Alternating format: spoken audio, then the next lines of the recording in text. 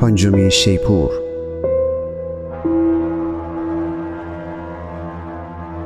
او وقتی پنجمی فرشته خو شیپور صدای بیرون بورده بیدم که ایت ستاره آسمان جا بکفت زمین رو. ایت چا کلیده از ستاره فدده کی تن نشتی. وقتی او کلید امره چا وکوده ایت دود پیل تنور دود منستن ویرشته و جوری که آفتاب و هوا و چا دود جا سیاه و تاریک بسته.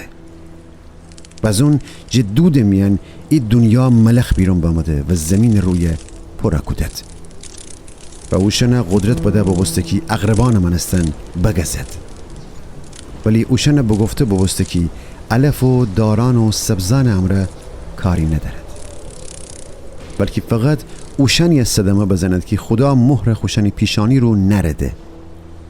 اوشن وحشتد که مردم 5 ماه عزت و آزار و عذاب بدد که اشن ایت اغرب بگشته منستن درد بکشد، ولی ملخنه ولشتده که مردم بکشد. او زمات میان آدمان مردن آرزو کنده، ولی مرگ اوشن جه گریزه.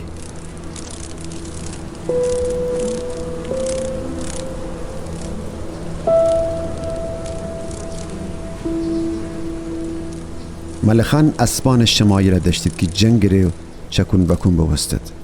اوشن سر رو ایچی زرین تاجان منستن نهبو و اوشن دیم انسان دیم منستن بو. اوشن ایتا بلندمو زنکان مو منستن و گازانی شیران گازان منستن داشتید.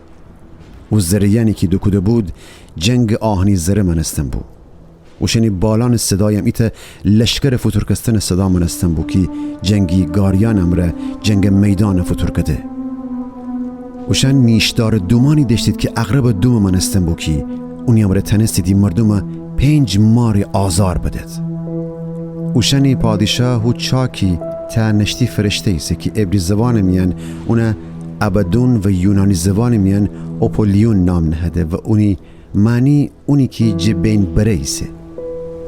ایتا وای یعنی ایتا بلا دوارسته، ولی هنو دوتا دی بلا رامیان میسه.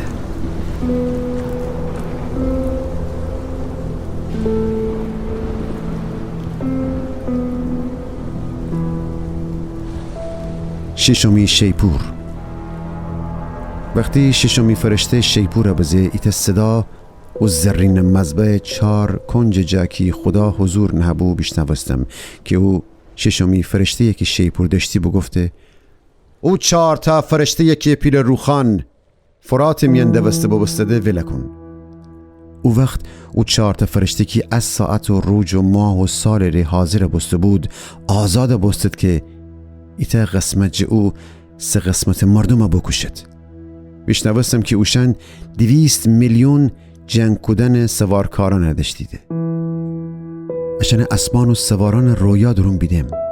اوشن سواران جنگ زره دکوده بود که بعضی تن آتش سرخی رنگ، بعضی تن آسمان آبی رنگ و الباقی زرد رنگ بود. اشن اسبان سر بیشتر شیران سر شباعت دی و اوشن دهن جه دود و آتش و گوگرد بیرون امایی که ایتا قسمت جسته قسمت مردمه جه بین ببرد.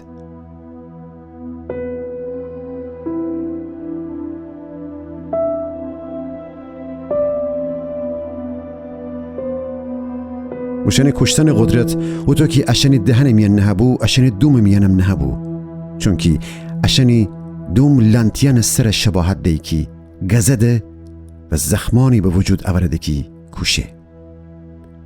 اوشنی که اب بلایان جا جیوشتده ای ورده حاضر نبستد خوشن شرور کاران جا توبه بکند و خدای پرستش بکند.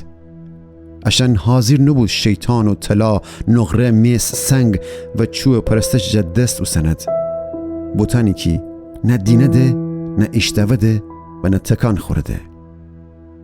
اشن نخستیدی آدم کشتن، جادوگری، زنا و دزدی جا دست فکشد و وگردد خداور.